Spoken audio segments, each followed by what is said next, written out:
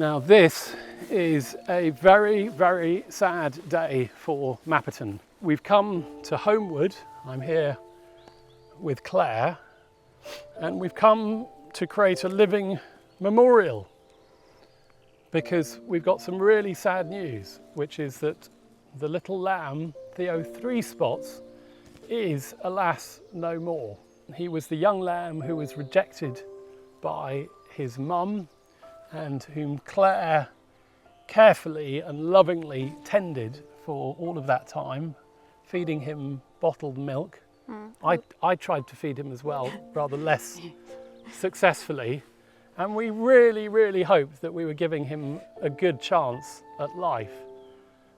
Claire, what happened in the end? We had a look at him, and one Friday night he wasn't drinking and he wasn't doing his business either. So I took him down to the vets, and it turned out that he had a urinary tract infection. So there'd been a build-up of stones, sort of phosphate salt stones inside him. Right. So the vet gave him an injection which broke down the stone straight away, which meant he could relieve himself. And we brought him back, and he was eating a bit of hay, but then when I came back on the Saturday morning, he'd gone even further downhill. And he was very gently put down by the vet after that.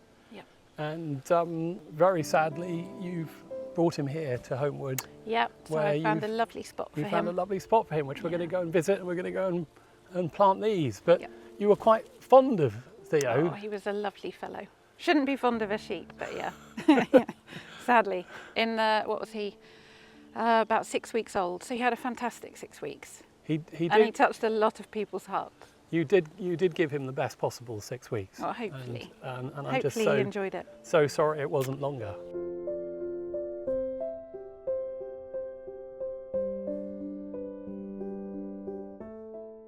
We are here at Theo's grave, and Claire was just pointing out that you hope he doesn't get mistaken for one of Nesta's bike ramps. If you've got to be buried somewhere, this really isn't a bad spot in amongst all the wild garlic. He'll be covered in bluebells and wild garlic and bluebells and hazel. This ground is very dry, isn't it? It's really dry now. We need some rain. Here I was thinking a trowel would be all right. Yeah. It should be, because they're not very deep roots, are they?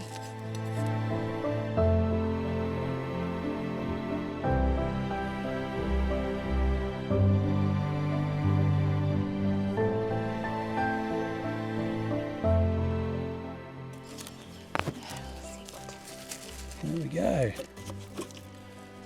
And take those ones back. We're not going to plant the oak. We won't plant the oak. I think this is not quite the right place. But, hopefully Theo will find himself reincarnated with these 3 trees that will come up. We shall certainly come back and visit Theo's last resting place and see how the trees are doing. And in the meantime, he will rest in peace. He will indeed.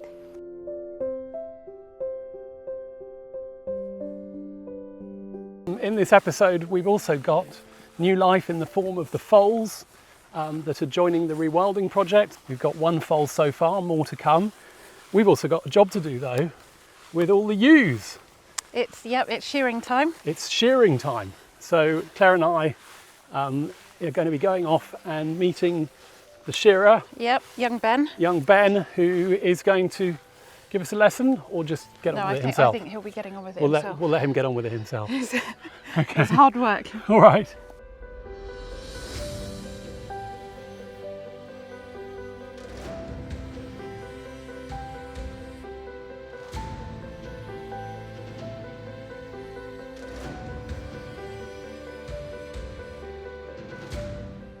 I'm here with Ben, who's the ranger overseeing all of this vast area of ecological delight and mystery. Yes. We are here because we're going to go and look at some new arrivals. So we've actually managed this on Tuesday to move the foal and its mum and the stallion as well. So they're all out here together. These are the Exmoor ponies. We have, well, we had 4 of them, and we've now got 5, and possibly some more to come. Possibly. They are an integral part of the rewilding project here. They are large herbivores, obviously. They're an ancient native breed, quite an endangered breed in the UK. Not a huge number of them, and they perform a really important function in the project, which is different levels of grazing. So the cattle will almost, with this grass here, they'll get their tongue around it and just rip a bit like that, and they'll graze on that. But the ponies can go a lot shorter and take it to a different new level. So we're creating those different mosaics that we want around the project. We're basically looking for a golf course, aren't we? With sort of in some places, some places as well. And then so we've got, there's just see a little patch there where something's been led up overnight. Oh wow, let's go have a look. This is sort of probably going back into something else that we've seen in this field over the last couple of days. We had one of the white park took itself off on its own. So this was a pregnant white park cow, and she'd had enough of her herd, and she thought, I'll just leave him behind. And so she jumped the fence to find a nice, quiet place to give birth. Yeah. And it could have been here. Potentially, this probably looks where they've been led up for the night. So you got mum here, and then you got this tiny mum and calf. And then this tiny little calf there. Yeah, you're quite right. Yeah, look at that. So yeah. And quite a lot of dung in the middle. Yeah. Any dung beetles? Well, you can see there's there, what's that? There we go. There, just popped in. Just popped in. Should we go over and we'll go and try and find them? look. We've got to find the ponies and the foal, and we've got to find the white park and her calf.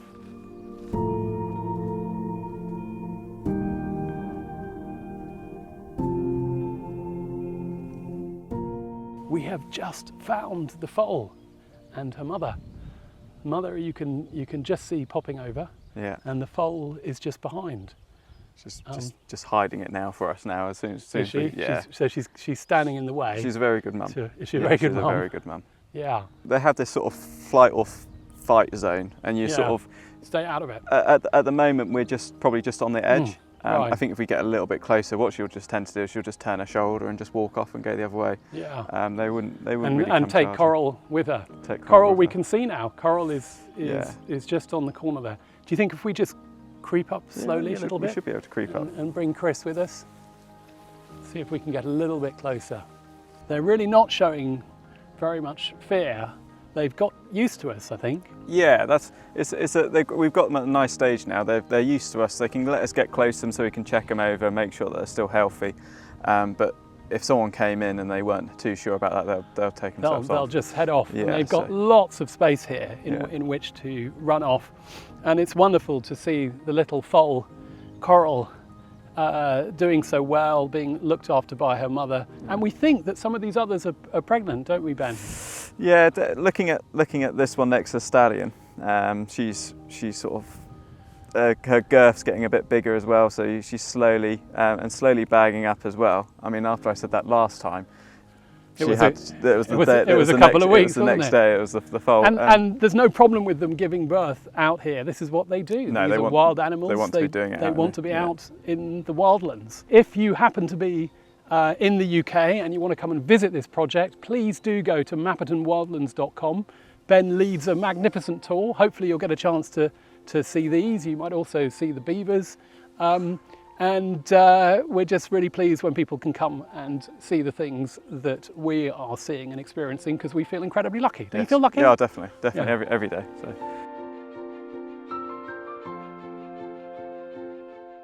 Will we ever be able to get to the point where we can go up and stroke them, or are they just never going to be tamed like that? Not now. Never? No. Potentially there could have been a stage when they were living in the barn, and when they were behind my house. Yeah. For a bit. But now they're out in this open area. That's best for them, isn't it? That's what exactly. Yeah, but we don't want people to go up and feed them anyway, because these guys have got a job to do anyway. So we don't. Yeah, there's no days off, mate. Come on. Because I remember when you put them in the back of the trailer and you were waving your hands, and I just stopped recording because I was like, oh my god, it's over for Ben here. But well, it's like a big game of chicken, really. It's like who to move first. Yeah. So he's staring us out at the moment. Yeah. I think he's staring at you. Should I not look? Yeah, just don't look. Look at the ground. I do love them though, but Ben, what's your assessment? Is Chris learning to be a countryman? Yeah, slowly. I mean, is it happening? I mean, the footwear situation is not really the best. That's a bit of a problem. Yeah, it's a bit of a problem, but we're slowly getting there, aren't we? I wasn't pre-prepared, pre-warned about all the wet fields on this scorching day, so to be honest here, I thought it was going to be nice and dry. And all the cow pats, have you trodden the cow pat yet? Yeah, I'm about to walk that back into the office probably.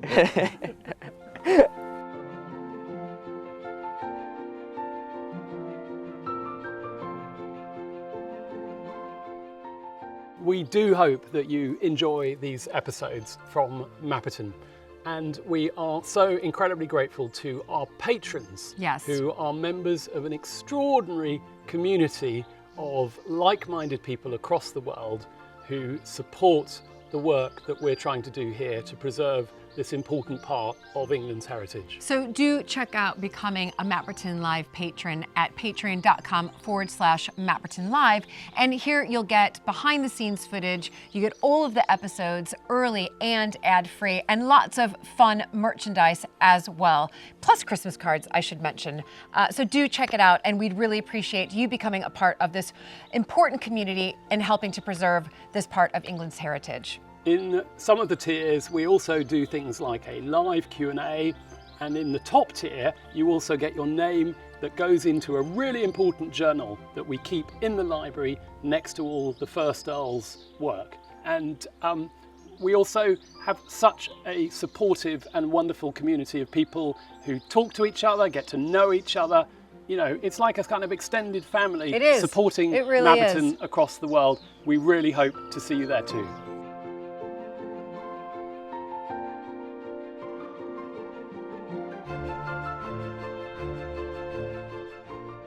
Sheep shearing. We missed this last year at Mapperton, and so I was really keen not to miss it this year. And we've got Ben, who is going to be shearing Mapperton's lambs. Sheep, rather. The ewes, yep. Ewes, not lambs. No, the lambs are all separate up in the field at the moment, which is why it's so noisy. So all of the ewes are in the pen here, ready to go, and they're getting quite anxious, I imagine. Yep, and they'll be very pleased to have their winter coats off. If you don't take it off, you're very likely to get fly strike, and you've got to do it every year. Yeah.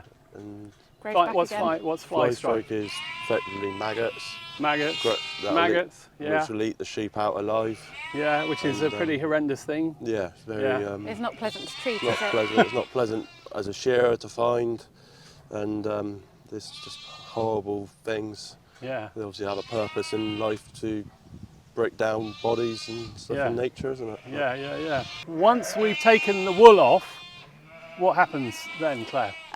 This year we're hoping to use some of it up on the new orchard up at Coltley as a sort of weed suppressant around the trees.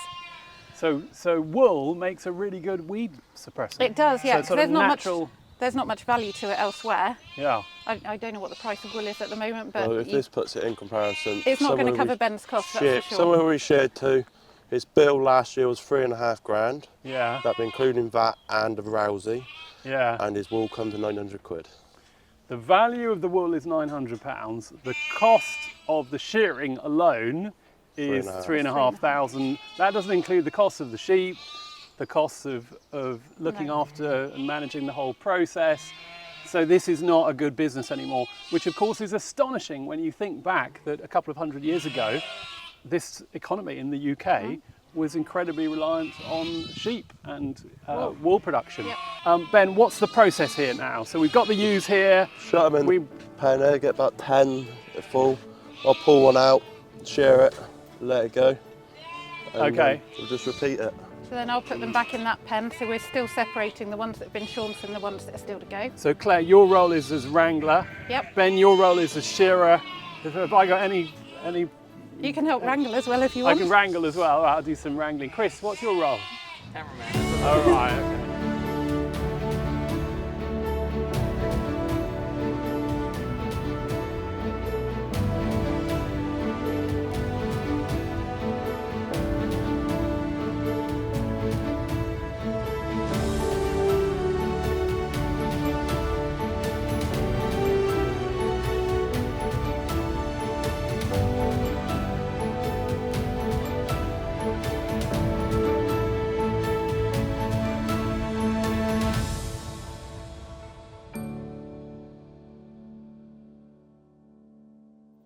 that's just the most beautiful fleece.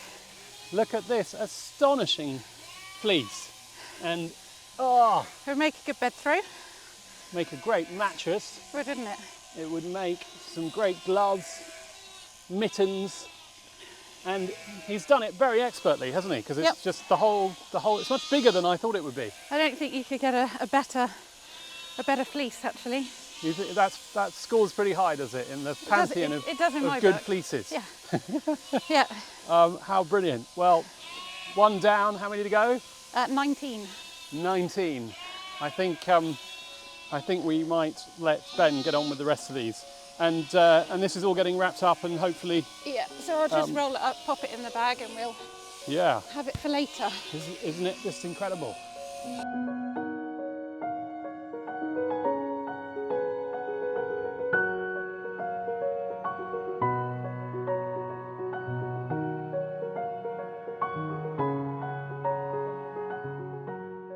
Right, today I am introducing a new special guest on Mapperton Live, and I'm hoping that Hazel is going to be a regular guest because she's an absolutely key part of the Mapperton story, the new story at Mapperton, which is about our rewilding project and nature restoration and all the things that we need to do to improve the ecology of the place.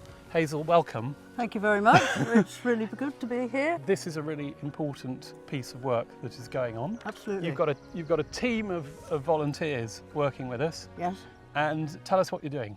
Well, basically, we're doing a survey for butterfly conservation, which records the numbers and abundance of various butterfly species and day-flying moths, and that will inform them on the nature of the land and any management that you need to do. And especially this year, it hasn't been a great year for butterflies, so it's even more important that we try and monitor the difference between this year and last year. So we're doing, or you're doing, what's called a transect. Absolutely. And what does that mean in terms of how you survey to look at the abundance and the different species? What's the process? Well, we have transect lines run usually from habitat to habitat, so we're entering a sort of marshy area now, and then we're on the hilltop. Yeah. But we have a 5 metre wide band, supposedly, Right. but you're allowed to record stuff either side as well. Are we in this 5 metres now? So roughly. Yes, we are. Yeah. So 5 metres either side. We've got wonderful volunteers helping us today, spotting butterflies. Yeah, and particularly important when it's windy like this to have volunteers, because they tend to bring the butterflies up. Yeah. In the calmer weather, they're flying around, so it's quite nice to be able to see them settle, because it's easier to tell exactly what species they are, dependent on their folded wings and the wing pattern. Well, how wonderful it is that you're helping us do all of this, and you've also been in other parts of the estate looking at ponds. In fact, I got to know Hazel because she very kindly offered to come and do some pond surveys for us. Absolutely. And you've had a big what discovery. did we find this year? We had great crested newts. Great crested newts at Male Mapperton. and female, so I was chuffed a bit. It's really beautiful. Yeah. And palmate newts and possibly smooth newts. So it's been Yeah. a really great year. A whole haul of newts. We've done really well. We've done so well. Hazel, thank you so much, and we will check in with you again. Okay, thank Yeah, you very much. brilliant. We'll carry on. Let's carry on. Let you know what we See find. if I can be in the slightest bit helpful.